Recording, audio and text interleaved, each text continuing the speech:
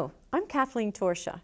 In a moment, I'm going to tell you how, after being away from the Catholic Church for 38 years, I was welcomed back with open arms. Agnus Dei, qui tollis peccata mundi, miserere nobis.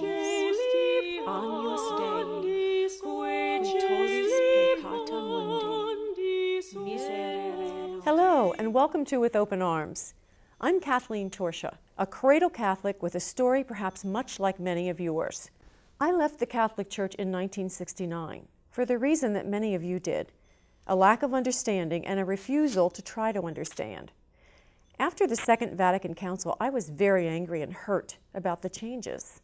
I didn't understand, didn't want to understand, and didn't bother reading any of the Council documents. Much against my family's wishes, I just walked away, mad. Have you ever listened to George Carlin's I Used to Be Irish Catholic that came out directly after Vatican II? I did. It poked fun at the changes made by the Council, and I'm ashamed to say that with George Carlin, I had many laughs at the expense of the Catholic Church. Subsequently, I married a man who was an agnostic. I didn't know what an agnostic was. I'd never heard that word before. At any rate, he wasn't about to allow our children to be raised Catholic, and as angry as I was with the Church, I supported him wholeheartedly. But I embarked on a search. I spent most of my adult life, through middle age, looking for the right religion.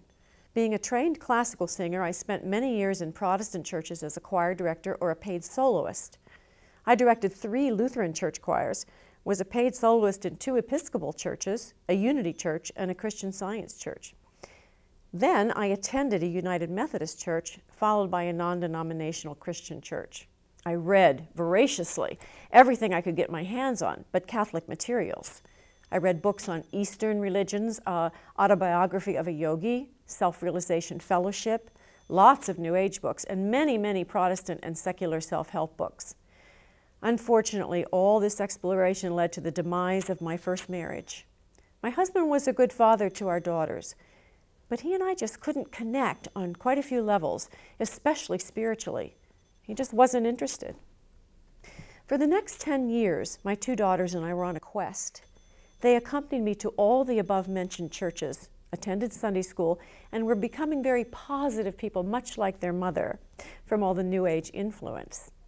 Affirmations were posted all over our house. Today is my new beginning. I can do anything. In order to have better self-images, we smiled at ourselves when we passed the household mirrors. And when we weren't feeling invincible, we were encouraging each other with our New Age philosophies. Then I remarried. My girls were now well into their teens, and one was going off to college. This is it, I thought. This is the right man for me, and I'll surely make it to old age with him. The marriage lasted 15 years. What was missing? Toward the end of the 15 years, I was really struggling internally. My husband had never been interested in my positive outlook, nor was he interested in being dragged off to various churches anymore. Instead of inner peace, I was feeling inner emptiness, which eventually turned to sadness. Once again, I'd married a man who didn't love or have a relationship with God. When my second husband refused to go to church at all and told me to go to whatever church I wanted, the Holy Spirit reared up inside of me. Okay, I said, if I'm going to go to church by myself, I'm going to go to Catholic church. I'm Catholic. I couldn't believe that I heard myself say that. My husband laughed at me. Why would you do that, he said. The Catholic Church is in a huge scandal right now. Again, the Holy Spirit came to my rescue.